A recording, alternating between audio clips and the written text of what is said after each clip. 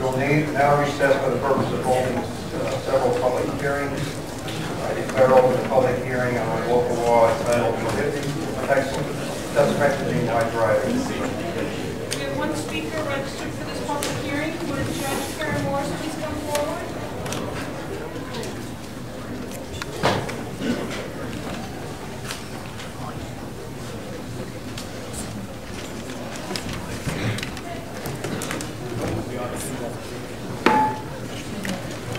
Good evening.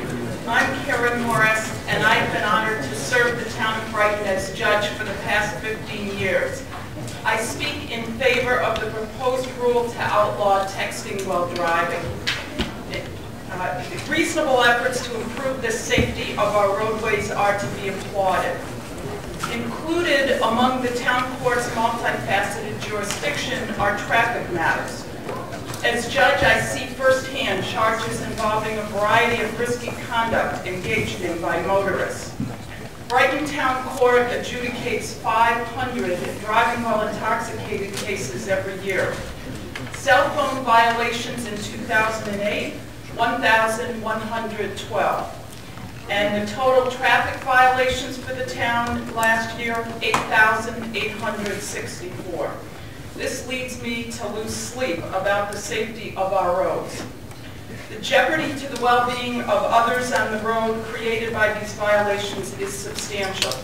I spend a fair amount of court time reminding drivers of the risk of physical injury and death created when their attention is diverted from the road, even momentarily, or their ability to drive is compromised.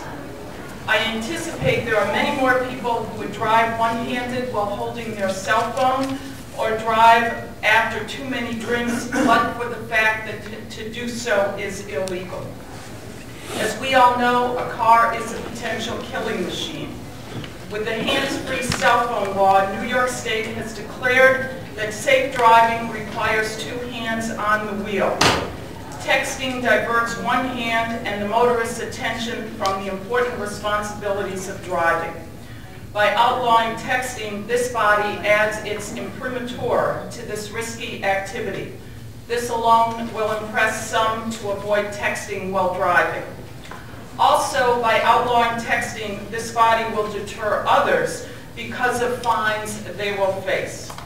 When it comes to safety on our roads, every enhancement saves lives. For these reasons, I urge you to pass the law that would outlaw texting, and I greatly appreciate your considering this statute. Thank you. Thank you. With no other registered speakers. There being none, I declare this public hearing closed and declare open the public hearing on local law entitled Amending Monroe County Code to Restrict Unauthorized Parking on County-Owned Property within the City of Rochester. There are no speakers registered for this hearing. There being none, I declare this public hearing closed and declare open the public hearing on local law entitled Amending the Monroe County Code regarding responsibilities of the Ways and Means Committee. There are no speakers registered for this hearing.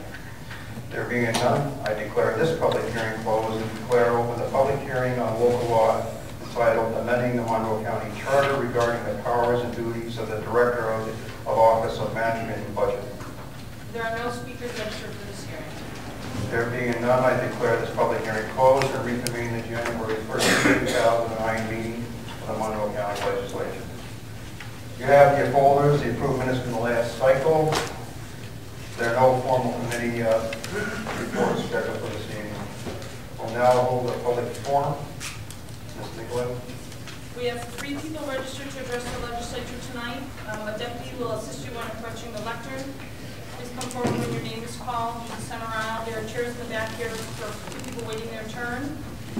And you have 2 minutes, so we appreciate the remarks after that. The first speaker registered is Rita Lewis. The second is Sister Grace Miller. And the third is Tom Gregory. So the second two can come have a seat behind the host.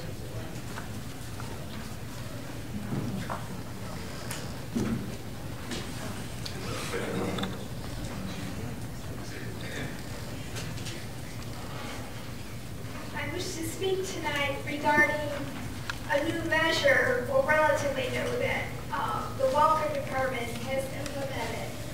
And it's actually been occurring since October of last year. But they are now mandating that people get this form notarized. And the form is an assignment of wages. It's an agreement to pay welfare back if the people start working.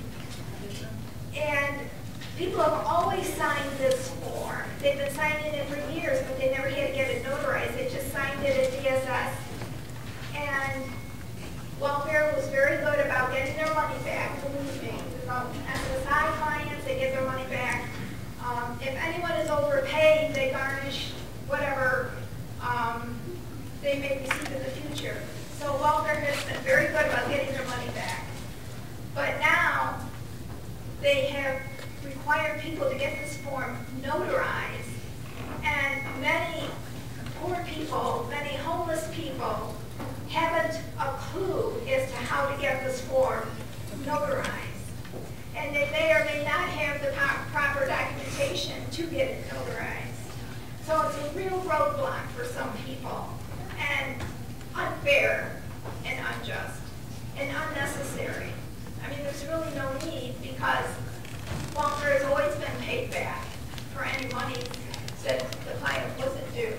So I don't see why this measure has to be taken, and it is a very big problem for many, many of our people that come to us. So please reconsider this measure and rescind the requirement to have this form notarized. There's no need to do this. Thank you. Thank you. The next speaker is Sister Grace Miller.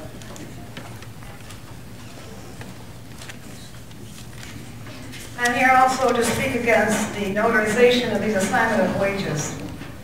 If you only knew what a burden it was or is on our people, not only on our people who are finding it difficult to find someone to notarize those statements, but they are inundating offices, agencies.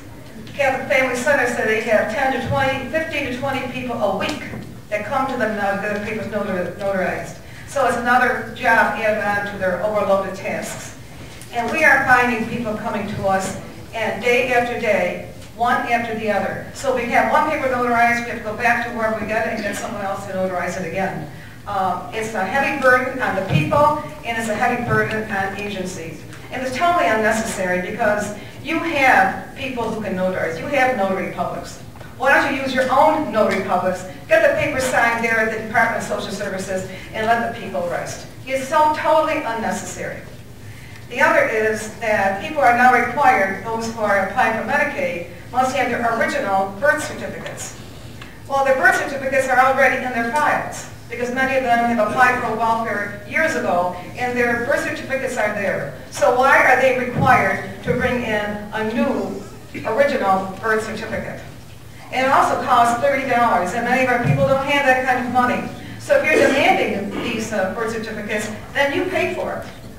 Because you're asking for something that is totally unnecessary and is another burden for our people. Now, Kelly Reed said that the job search is successful. Well, then how come we have so many people coming to us who are being denied sanction from welfare because they can't keep up with the when they have to apply for 40 jobs a month or 10 to 15 employment interviews a week. And they go to employers, and the employers say, yes, we have job openings, but then they never contact the person that came to apply. So the person that's suffering from this is the welfare applicant. And one other point, the phone system at the Department of Social Services is worse. Workers can't be reached in 40% of the cases. And what we get on the phone is this: your call can't be placed at this time, or transferring to an attendant that we never reach. And the one I got today was, leave your name and etc., and I'll get back to you within the next 48 hours. Now, I think the Department of Social Services can do better than that to make life better for our people, rather than adding more burdens on them. Their lives are already very difficult, and it's totally unnecessary to add more and more burdens on them. We're waiting for a change. Barack Obama is promising us change. We're waiting for changes here in this county.